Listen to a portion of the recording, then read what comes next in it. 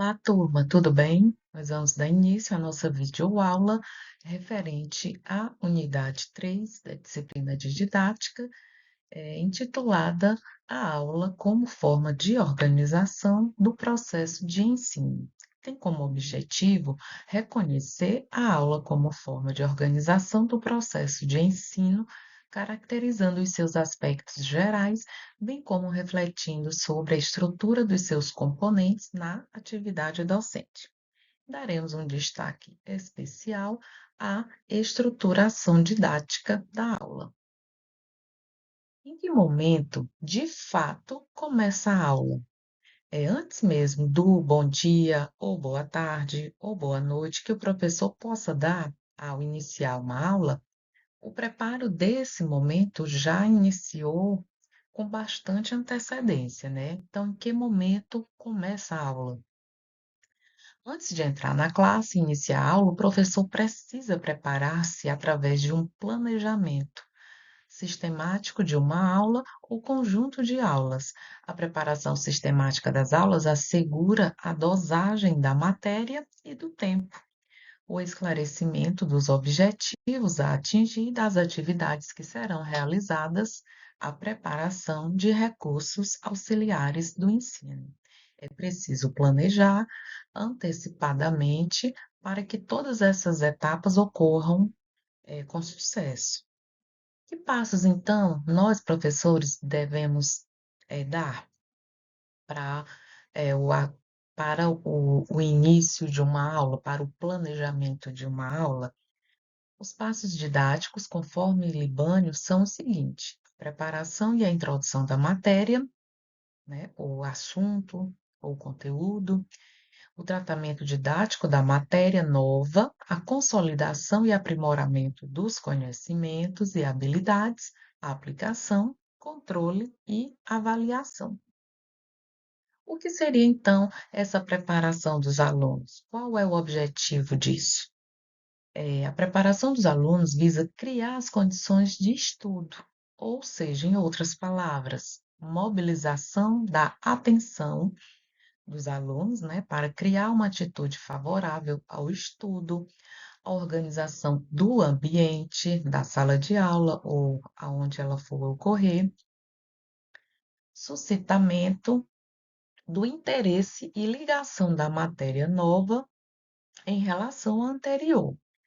A preparação e a introdução implicam o entrelaçamento com os conhecimentos anteriores, a matéria velha, ou seja, o assunto que já foi estudado, demarcando o movimento do conhecimento velho ao novo e do novo ao velho. A introdução do assunto, que obviamente já se iniciou, é a concatenação da matéria velha com a matéria nova. Não é ainda a apresentação da matéria, dar o ponto, como se diz, mas é o quê? Essa introdução, ela é a ligação entre noções que os alunos já possuam em relação à matéria nova, bem como o estabelecimento de vínculos entre a prática cotidiana e o assunto. Então, o momento da introdução do assunto é quando o professor ele considera o que o aluno já sabe, ele se preocupa em identificar os conhecimentos prévios, os conhecimentos que os alunos trazem da sua realidade social e, a partir daí, ele começa a se organizar didaticamente para desenvolver um novo assunto, né? E qual seria então o melhor procedimento para apresentar um assunto? O melhor procedimento para isso é apresentar o assunto com um problema a ser resolvido. Como assim apresentar um assunto, eh, apresentando um problema? Por meio de perguntas, trocas de experiências, colocação de possíveis soluções, estabelecimentos de relações causa-efeito. Os problemas referentes ao tema vão se encaminhando para tornar-se também problemas para os alunos em sua vida prática. Então, é um momento de extrema riqueza que a gente pode dizer também que tem protagonismo nesse momento a problematização. A transição para a matéria nova implica a orientação didática para os objetivos, que consistem em ajudar os alunos a tomarem consciência das tarefas que terão pela frente e dos resultados gradativos esperados deles. A matéria nova, por sua vez, implica a consolidação, recordação, sistematização e fixação da matéria anterior. Então, o Libânio, apesar dele utilizar bastante esse termo fixação, mas não entendam que é no sentido de uma mera decoreba, né? Uma fixação é como a constituição desse processo de ensino, onde o aluno vai demonstrar a sua aprendizagem.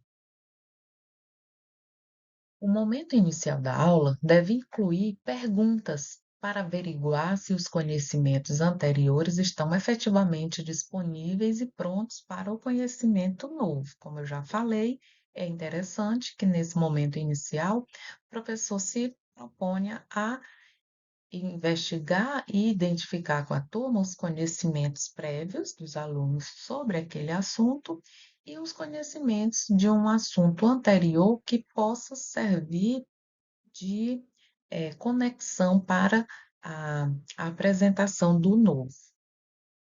Outro momento importante também é a correção das tarefas de casa, né? Porque esse momento pode tomar-se importante fator de reforço e consolidação. Às vezes haverá necessidade, durante essa correção, né, de uma breve revisão ou recapitulação da matéria, ou a retificação de conceitos ou habilidades insuficientemente assimilados. Como se vê, a preparação dos alunos é uma atividade de sondagem das condições escolares prévias dos alunos para enfrentarem o assunto novo. O professor fará então a colocação didática dos objetivos, uma vez que é o estudo da nova matéria que possibilitará o encontro de soluções.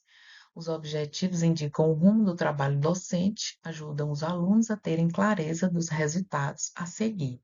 Então, é muito justo que os alunos tenham acesso a esta informação. Quais são os objetivos que o professor pretende alcançar com aquela aula, com aquele assunto? Além disso, vale muito destacar aqui, né, a consciência social e política do professor, no sentido de propor objetivos, conteúdos e tarefas que tenham significado real para a experiência social dos alunos. Fiquem atentos a toda essa parte que está em negrito. Vale muito aqui a consciência social e política do professor, no sentido de propor os objetivos, conteúdos e tarefas que tenham significado real para a experiência social dos alunos. Consolidação e aprimoramento. Nas etapas anteriores, o trabalho docente consistiu em prover as condições e os modos de assimilação e compreensão da matéria pelos alunos, incluindo já exercícios e atividades práticas para solidificar a compreensão. Entretanto, o processo de ensino não é só isso, não para aí. É preciso que os conhecimentos sejam organizados, aprimorados e apreendidos pelos alunos, a fim de que estejam disponíveis para orientá-los nas situações concretas de estudo e de vida. É preciso aprimorar a formação de habilidades e hábitos para utilização independente e criadora dos conhecimentos. Trata-se, assim, da etapa da consolidação. também conhecida entre os professores como fixação. Enfim, como devo saber se eu estou professor, se eu estou promovendo a consolidação dos conhecimentos e da formação de habilidades e hábitos? Por meio de exercícios de fixação e revisão, a recapitulação da matéria, as tarefas de casa e, obviamente, a forma como eu vou corrigir também essas tarefas de casa, o estudo dirigido, dentre outros, né? A aplicação. A aplicação é a culminância relativa do processo de ensino. Ela ocorre em todas as demais etapas, mas aqui se trata de prover oportunidades para os alunos utilizarem de forma mais criativa os conhecimentos, unindo teoria e prática, aplicando conhecimentos, seja na própria prática escolar, seja na vida social. Então, é uma aplicação, mas é que eu chamo a atenção para que vocês não confundam com uma mera aplicabilidade esvaziada de reflexão.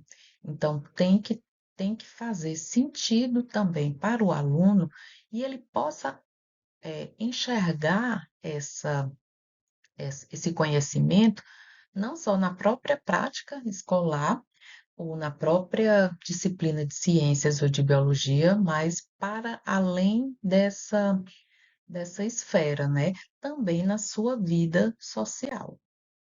O objetivo da aplicação é estabelecer vínculos do conhecimento com a vida, de modo a suscitar independência de pensamento e atitudes críticas e criativas, expressando a sua compreensão da prática social. Lembrem que isso tem muito a ver com a proposta da tendência pedagógica progressista crítico-social dos conteúdos, né? Ou seja, a função pedagógico-didática da aplicação é a de avançar da teoria à prática, é colocar os conhecimentos disponíveis a serviço da interpretação e análise da realidade. E a avaliação, né, do ensino e da aprendizagem deve ser vista como um processo sistemático e contínuo, no decurso do qual vão sendo obtidas informações e manifestações acerca do desenvolvimento das atividades docentes e discentes.